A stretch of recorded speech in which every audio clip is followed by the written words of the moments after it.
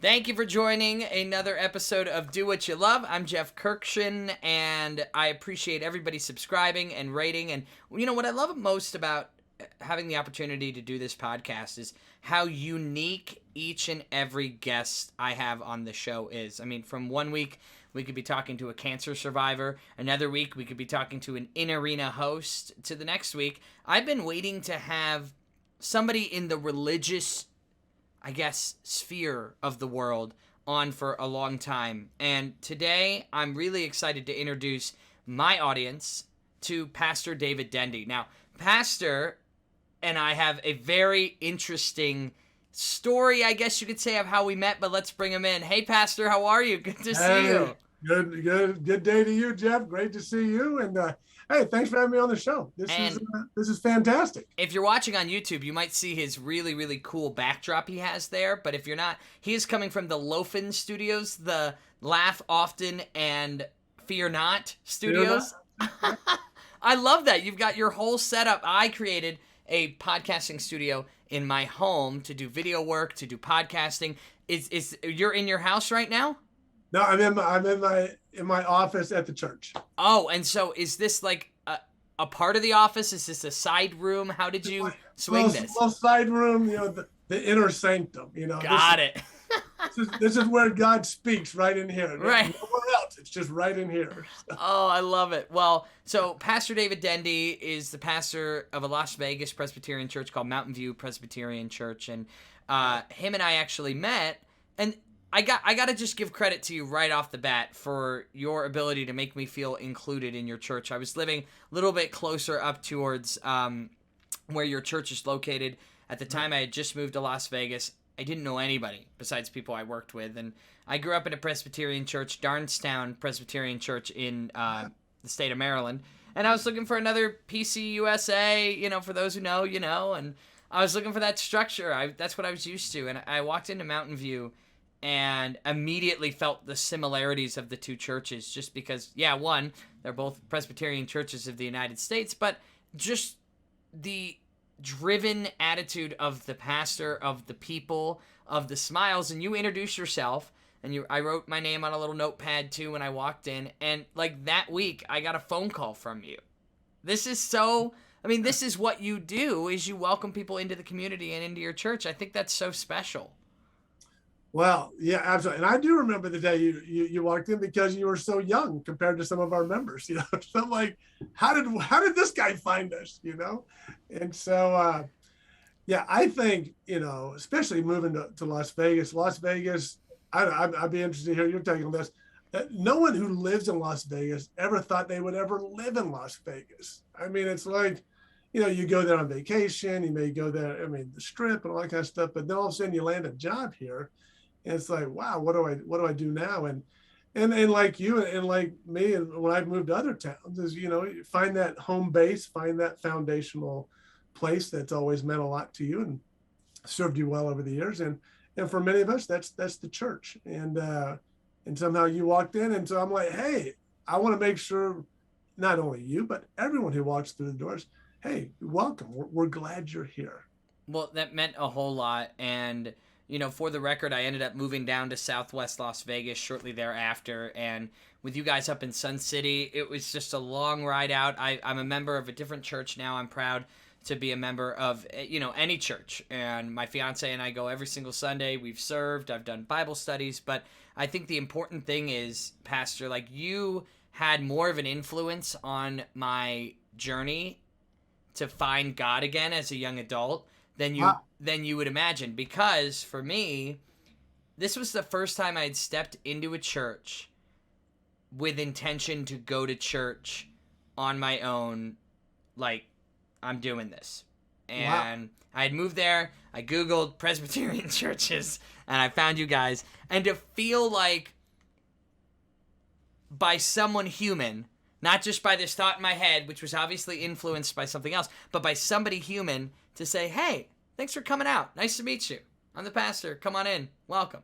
And I think that was really cool. And it really did set me on the right path in moving to Vegas. So I wanted to thank you for that. Wow, you have no idea how touched I am by those words. And I think it speaks to, the theme of your podcast, do what you love. How one little act, I'm doing what I love. I welcome people into the house of God, and how that had this profound impact on you. And I had no idea it had that kind of impact on you until this very moment, 4 years after the fact, And so, wow, I got chill bumps. Well, I think you brought up a good point there, which is whether you think it's, we look at it as a Christian way to reach out to others and do unto others, but some people might just think of it as the right thing to do. And even if that's the case, I think that at the end of the day, do the good things like you did to me, but not be thinking, I wonder if I changed his life today.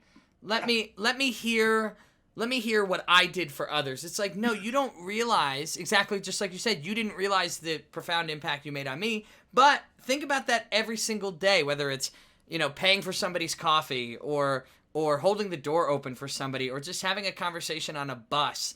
You never realize the impact you might have on somebody's life, and they might remember you for whether it's a week, a day, or the rest of their lives as you made a positive impact on them, and they think about you more than you would realize. Absolutely. And so here, we're being totally transparent here. So for the last 4 years, I thought I scared you off because I never saw you again. Well, it's funny because you were out at Spring Mountain. Yeah, then you moved, Right, and I moved, and and then I went through a tough time in my life. I went through a breakup shortly after, and that was difficult. And then I started getting into the dating world, and I met my now fiance, Emily. And congratulations. Thank you so much. And she grew up in a Catholic household. I grew up in a Presbyterian one. But we both were like, okay, we need something that we can call our own, close to home, that we can make to every Sunday and that we feel comfortable. And we found the church that we're a part of now, and we couldn't be happier. And I think it's just... I'm thrilled for both of you. And let me just say, there's also, sometimes people think churches compete against each other. I don't know, maybe some people think that. I never think that. I mean, you found a church home that you and Emily can worship at and be involved in and participate in. Fantastic. Mm-hmm. We're all on the same team here. Right. I mean, we're all playing the same game here. So you find a home there. Some people find a home over here. I just say, great. Reminds me of my brother-in-law played basketball for Dean Smith at Chapel Hill, University of North Carolina, Chapel Hill, in the glory days of the late 70s, early 80s. And then when he was being recruited, Dean Smith came to his home and sat in his living room. And he looked at my brother-in-law and he said, if you come to Chapel Hill and play basketball for us, we're going to have a great team. And my brother-in-law was like, oh, wow, oh, yes, thank you. And then Dean Smith said this: if you decide to go somewhere else, we will still have a great team at UNC Chapel Hill.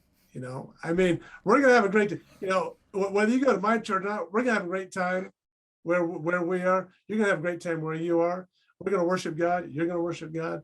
I mean, it doesn't, I mean, I'm no longer, I mean, I'm not sure if I ever was, but, possessive of people who come in. You've got to be a member of my church. No, I'm just thrilled you found a place to worship. Yeah.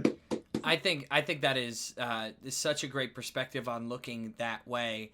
And I think that there are part of the reason why I wanted to have you on the podcast is kind of what you just said, is to kind of dispel some of, I don't want to say the rumors around Christianity, but like exactly that. I feel like a lot of people have maybe an unjust opinion about the way a church community would work. Oh no, you can't go there. You got to go here. And that's part of the reason why I was happy to have somebody who isn't my pastor, even though in a way you have pastored me. And then we go full circle. Pandemic hits, and my fiance, Emily Rios, ends up being the primary caretaker of the Whittemore family, who are members of your church. Yes. Oh, great. So I did not know that. Emily spent every single weekday at Ellen Whittemore's house over the pandemic with her grandchildren and her nephews, and she was the school teacher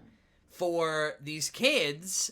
Right. And was able to, and all of a sudden we hear, oh, they went to Mountain View. I know Pastor David Dendy. No way. And it was just like this full circle connection. So big shout out to the Whittemore family, because I know they were excited. I actually was with them Saturday night, Pastor, and I told them that this episode would be coming out, and Ellen was very excited. Were you with them during the Michigan-Nebraska game? Very, very scary scene with that family. I immediately I'm so glad Michigan won. I know, they would have shut the party down early. There was it was Sloane's birthday, and they would have shut the whole. They said no presents, no cake, everybody out. We're leaving. Michigan lost. No, but even bring that even more full circle. Ellen was the chair of the search committee that brought me to Las Vegas. That is incredible. I'm here because of Ellen. You know, you and me are together because of Emily with the Whittemore. I mean, full circle, baby. Full circle. And it really took me a while to realize the impact that your short conversation and relationship with me had. And then it was almost like, and I say this once again, like when you're a Christian, a religious person, whatever it is, I say it's like God brought you back into my life and into my mind and my heart. But other people, I don't want anybody who's out there who's like, isn't a Christian saying, oh, here we go. Like, because I've seen people like that. I've seen people who aren't that way who say, is it really God? And you can say it's fate. You can say whatever. I choose to believe that it's some sort of spirit working on me every single day. And that's kind of the idea behind Christianity in my mind. And I want to get into, for you, how did this adventure get you to where you are today? How did you become a pastor? Where were you before you were a pastor? When did you study? Like, take me through that journey, because I feel like a lot of people think every pastor was born a pastor, went to church every Sunday since they were 5, and was taking notes during the sermon when they were 8, and just assumed they were that guy at church, but that's not always the case. Tell me about your journey. Yeah, I was born with a cross around my neck. You know, I just started right in, you know. Right, came out of the womb, our Father who art in heaven, immediately. Right. Those were your first words, right? Exactly. Forget mom, our Father, you know, just, oh, man. That's right. So I grew up in a Christian home and deeply rooted in the Presbyterian denomination and faith. The founder of Presbyterianism, who brought it from Scotland over to the United States, that was John Knox. And the Dendy name goes back to John Knox himself. In fact, that's why my son is named Joshua Knox Dendy. That's his name. And so my grandfather was a Presbyterian minister, and I grew up in the life of the church. And I remember having conversations with him. And one time, I think it was in high school, and he and I were talking. He says, David, he said, I think this is one of the greatest professions in the world, is that I get to serve God, I get to serve people, and in a wonderful place called the church.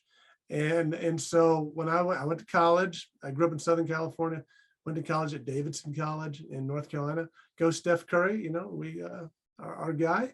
And just felt a calling that senior year. You know, businesses are coming on to campus, interviewing students, and I'm thinking, what am I going to do with my life?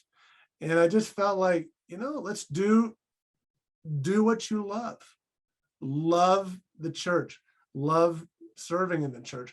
Why not? Let's keep going and looking at my own gift sets and skills. Let's pursue this. And so I applied to seminary, Union Seminary in Richmond, Virginia. It seemed like all Davidson people who were going into ministry would go to Union. So I'm like, okay, I guess I'll go there. And so went up there, and 3-year master's program. You graduate with a master's of divinity. So yes, I am divine, you know. So. And then the journey begins. And so my first we call it calling, but job, you know, right out of seminary was at Reed Memorial Presbyterian Church in Augusta, Georgia. And I was an associate pastor there. The church had about 1,000 members, and I was in charge of a lot of different things. They have a nice little golf tournament down there every year. And I got to play the Augusta National twice. So Wow. cool. That's incredible. Yes, that was heavenly. Yes, it was. And then I've served churches in Augusta, Houston, Texas, Klamath Falls, Oregon. I took a break in there somewhere, late 90s, and started doing some consulting work, helping churches raise money. If your church wants to build a new sanctuary or a new worship center or a new education wing, I can come in and help you do that. And I've helped over 100 churches raise over $200 million for that purpose. And then got back into the church in Klamath Falls, Oregon. Had a great experience there. And then saw how many families were involved in the church. And then our kids were growing up without their grandparents. Our grandparents were all east of the Mississippi River. And so I thought it'd be nice to get closer to family. And so then I took a job as the vice president of a university in Iowa, and was there for 2 years. And I don't know, have you ever made a career change, Jeff, where it just didn't go so well? I know that feeling. Yeah. You're like, yes, this is where I'm supposed to be. And then you get there and like, I'm not sure this is where I'm supposed to be. Right. Well, I think I know where you're going, because sometimes, noting the name of the podcast, it's hard to realize that you're doing what you love unless you stop doing what you love in that moment. Amen to that. It's like you don't know what you got till it's gone. And right. I did an internship into my senior year working online, doing blogging and doing fantasy baseball stuff. And I loved it, but I wasn't behind a microphone, and it was driving me nuts. And I said, I figured it out. So you came back to it. Came back to it. Yep. And I came back to it in Las Vegas. Wow. So here I am. And I've been here for 6 years and love it, love it, love it. Love Las Vegas. People are like, the heat. I'm like, I love the heat. I love it. And then we got some nice cool weather today. It's, I don't know, mid 70s or something like that. So, but it's a great town. And like I said early on, everyone who moves here never thought they'd ever live here. Right. So, and it's I've discovered, I'd be interested to hear your take. It's a great melting pot from all over the country and all over the world of people who come and settle in Las Vegas. I mean, our church, we have people from New York and Texas and Florida, Michigan and Minnesota and Washington, Oregon, California, Arizona. I mean, we all just come together. And it's a beautiful picture of how, yes, we can come together for all different cultures in America, come together and melt together and serve one another and serve God and serve the community, no matter where we're from. So yeah, I think you're absolutely right. I think a lot of people, you said it before, didn't realize they'd be moving to Vegas. I mean, if you had told me 5 years ago that I was getting married in Vegas, I would ask you, what in the world happened to my life? Do my parents know? Am I in trouble? Have I fallen off the deep end? Just because of the overall stigma around getting married in Vegas would be that I eloped with some girl that my parents didn't approve of and they don't talk to me anymore. And, like, who knows? But I think that there's such a beautiful thing here of that melting pot that you've talked about, of diversity at another level. My fiance sees it. She's a pre-K teacher now at Goolsby Elementary School. Oh, and we have a member of the church who teaches at Goolsby. Oh, there you go. We got to get them connected now too. More connections. And I think that she sees it every day in the classroom. I see it every day with people who listen to 102.7 Coyote Country. We're a country radio station, but we're not like doing this in North Carolina, right? Where a lot of my family lives right now. Right, where everybody listens to country music. We have people from all across the country. I've got Canadians streaming on our app. I've got friends from North and South Dakota that have moved here, Utah, you name it, and lots of Vegas locals too. So I think it creates a really incredible network of people and diversity. And that's part of the reason why I started this podcast, was because I always say that you never learn anything from somebody you agree with, to a point of, listen, especially in this day and age, if there's somebody that you think you have a disagreement with, whether it's politically or how to raise your kids or what church to go to, whatever. Take some time to listen to them, because you'll probably learn something. Doesn't mean you have to change your mind, but you might learn something, and that's okay. I've had people on the show who I don't want to say I disagree with, but maybe who have ideas, thoughts, beliefs that maybe don't align with my own, but I definitely take something away from it. That's for sure. We have lost the art of listening to one another, and in the process, we just clump people in whatever group we feel most comfortable to clump people in, oh, you're this, whatever that is. Oh, then you must be ... And it's like, why would you? No, I'm not like that, Right. Well, I think per this interview, I think Christianity gets that a lot. Yes. Oh, you're a Christian? Oh, well, you mustn't like, I don't know, somebody who isn't Christian. I don't believe in God, so you mustn't like, you must not like me. No, that's not the case at all, in fact. I'm always tempted to say, that's right, I really hate you. Just, what? It's so, and it's so interesting that you said, you started that conversation, just like you said, oh, you're a Christian, you must not like. And I think that's what I find the church, Christianity, is constantly fighting against now, and that is trying to share with people what we are for. We're so known for what we're against. Oh, you're against this. Oh, you're against that. No. Let me tell you what I'm for. I'm for life. I'm for love. I'm for community. I'm for people coming together. I'm for people understanding and knowing that God loves them no matter what. I'm for including people when they make mistakes. No, oh boy, I've made my share of mistakes. Come on, let's lock arms and let's walk this journey together.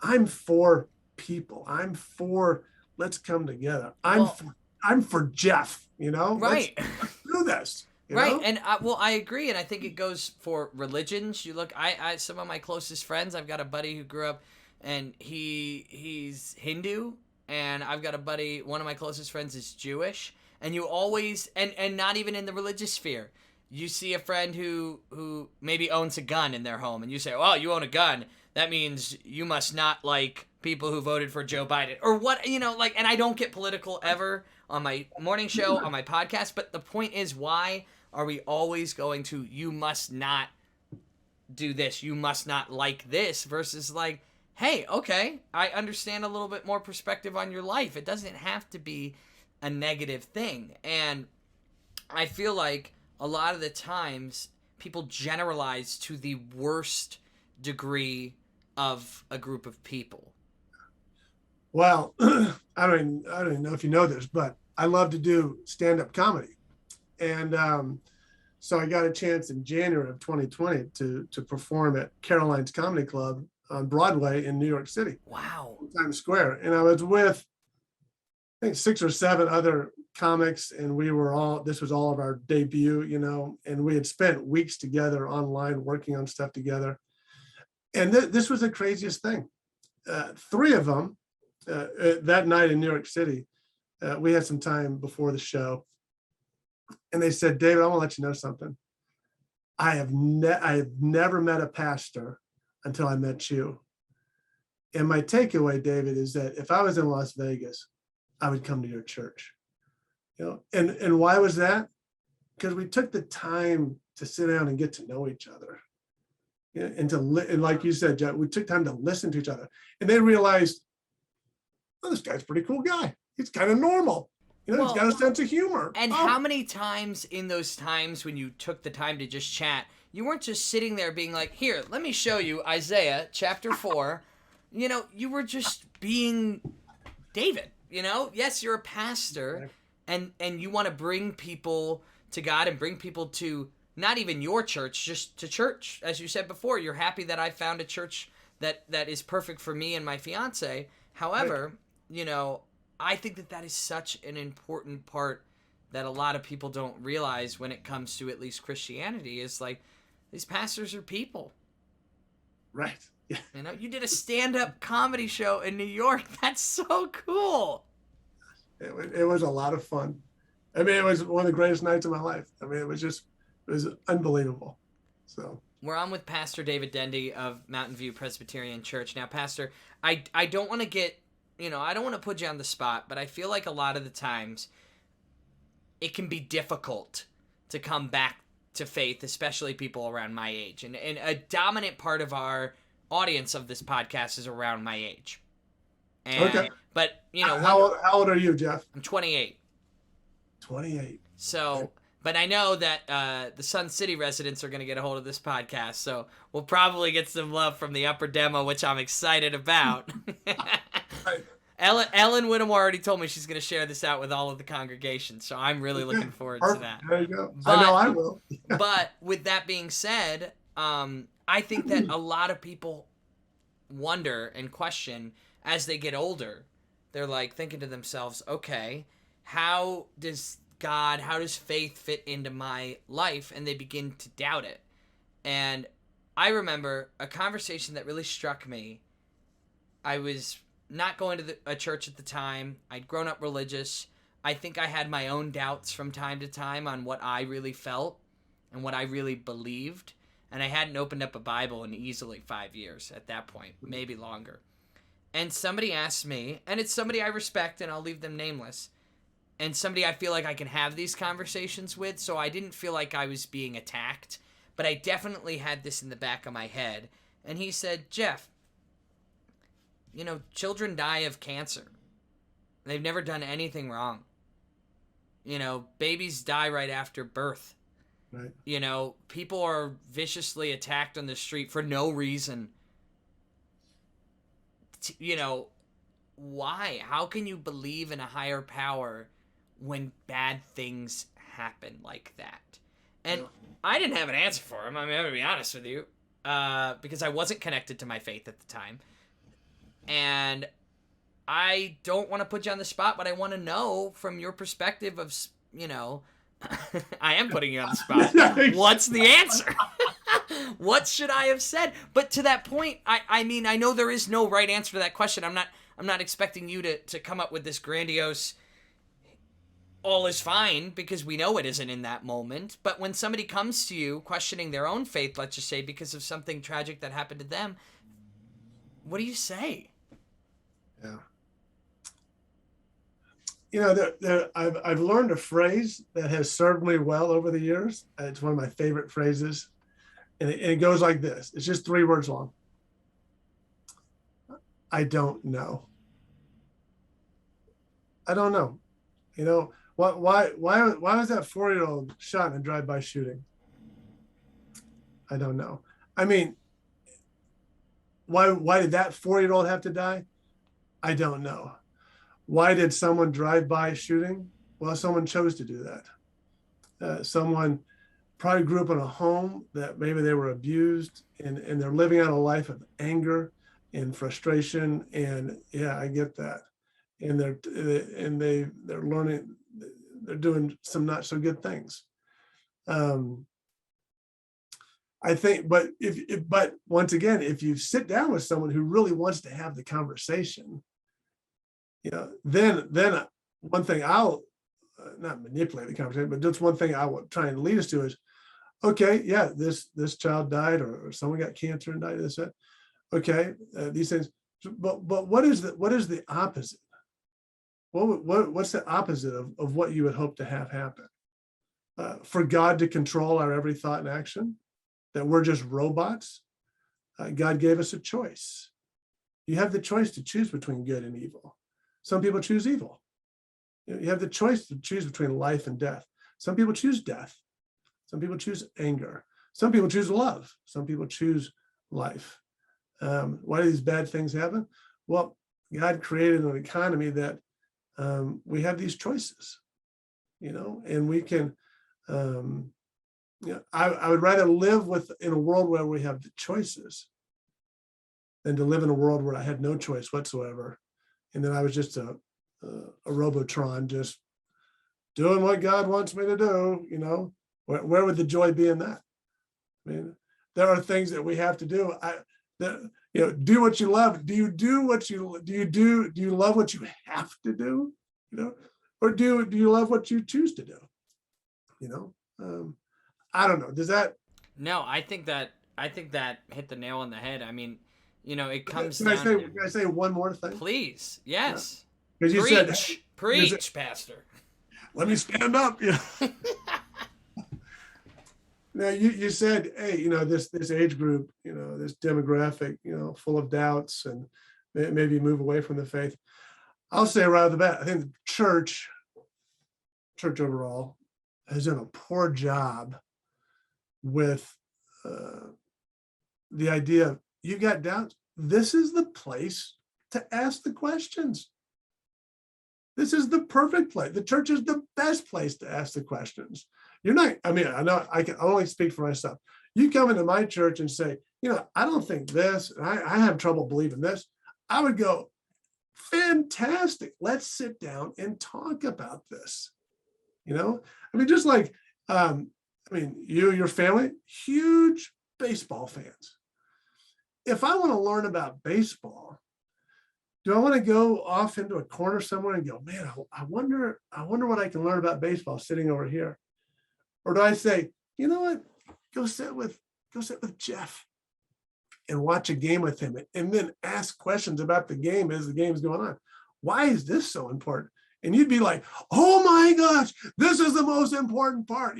Why isn't he throwing strikes? He's trying to get him to swing at a ball. Why would he do that? He's trying, all these type of things. I don't know much about baseball, but if I want to learn more, sit down with someone who knows a lot and is willing to sit down and share. I think that tunes right into my life motto, which I mentioned earlier, was you never learn anything from somebody you agree with. So instead of, cursing God or cursing your religion or cursing anything, if you really want to find out more, explore, and get out there. And I think that was a great analogy for, if you want to learn more about baseball, go to a baseball household and sit down and watch a game. Don't just sit on your butt and expect it to be taught to you. Go learn, go ask questions. And with that being said, if now's not the time for you to become a baseball fan, then don't worry about it. At least you gave it a shot. You can't sit down on the bench unless you get up there and swing a couple times, all right? You got to give it a shot. Right. And I think that goes for so many things. And what I've learned in my, I guess, rejoining to faith as a man, as an engaged man, as a man looking to become a father one day, I have gained a completely different perspective. And I've had a couple of friends of mine from high school, I don't know how to put this, but we have one person we graduated with who is very, very faithful to the point where it's a different degree of Christianity that I don't necessarily align with, I guess I would say. She's Sure. very much in the God-fearing, you must follow blindly, and that is how a lot of people feel. I believe I walk with God in every decision, and I defended my Christianity to this group text of buddies because they're talking about her Christianity. I said, listen, that's her faith and that's how she feels, but by the way, this is how I feel about my faith, and right. I also call myself a Christian. So things can be different in a conversation, and if we group everybody together in the same way, it's only going to do damage, just like you said. We can't just assume things about people or groups of people. Right. Or else you're going to totally miss the whole point of what it's like to live in this world that has been created by whether you want it to be God or not. It's created for us, and we're living in it today. So how are you going to treat others? Are you going to assume and put everybody in a box and only live within your four walls? Or are you going to allow people in to see your life so they can gain some perspective and then maybe take a step in their shoes as well? Absolutely. Could not agree more. Pastor, I can't thank you enough for taking some time to join me. I've been waiting. And there was a little bit of a purposeful reason why I didn't bring my pastor onto the podcast. Yeah. And obviously, I'm a Christian, if you can tell from this long 30 minutes. It's great, 30 minutes, not long. But I talked mostly about being a Christian. But I thought that it would gain perspective that, we're not, I'm not a member of Mountain View Presbyterian Church yet. I know people who are, and you do an incredible job with your church, and you do an incredible job of pastoring them and pastoring me without even knowing it. Amen to that. Amen. Things that we do, we don't even know, like we started out with. We don't even know the impact we make on other people. And hopefully it's positive, as you said. I want to just say a word of thanks and gratitude to you for inviting me to be on this. And for us, this has been a reconnection for us. Mm-hmm. And I hope we'll reconnect again. Maybe go grab some lunch or something one time. And, I would love that. And maybe we'll do it after the Dodgers win the World Series. Oh, I knew you would be a Dodger fan. I knew it. Pastor David Dendy, a Dodger fan. Why am I not surprised at all, honestly? You can check out his book, Seeing God at Work Every Day. Wait, before we go, I want to hear about this book, because I think this is incredible that you're able to put your words into, some pages for people to take with them. Well, okay. So real quick, it's Christmas time, 2012. I'm sitting in church. I'm the vice president of the university at this time. And I always try to do a challenge for the year. And I thought, what will 2013's challenge be?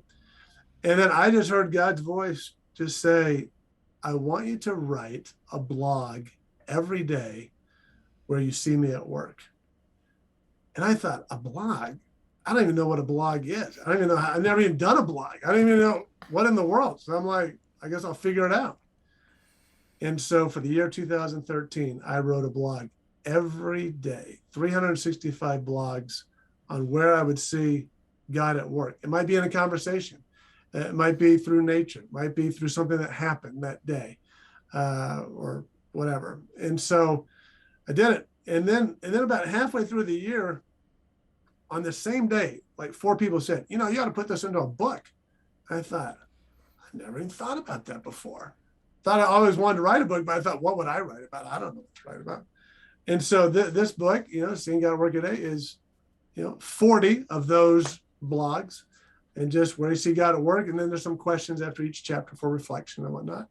And so there you have it. It got published in 2015. I think that's really cool too, that when you wrote it, you are a pastor and you've studied, but at the time you weren't. And so you were seeing God every day at work. Right. At a job that isn't as a pastor, which I have a job and I am not a pastor. And so for me to be able to read your blog entries not as, hey, I went to the church this morning and the bell rung and that's when I saw God. It's like, because, obviously you work at the church, so like you're more likely to have these outlook in these encounters. Exactly. But like, I work at a radio station, so it's more likely for people to be able to relate and see with you. And I think that's so important. And one of the biggest downfalls I feel that people have a misconception of the church is that, oh yeah, Pastor David Dendy, he is the pastor. He thinks he's better than us, and he is better than us because he's closer to God and all. It's not that's not really the way it works, folks. Not the way it works. No. I know a lot of times people say, "Hey, they'll say, I know you have a more direct line to God than I do. So would you mind praying about this?" I'm like, you have the same line I do.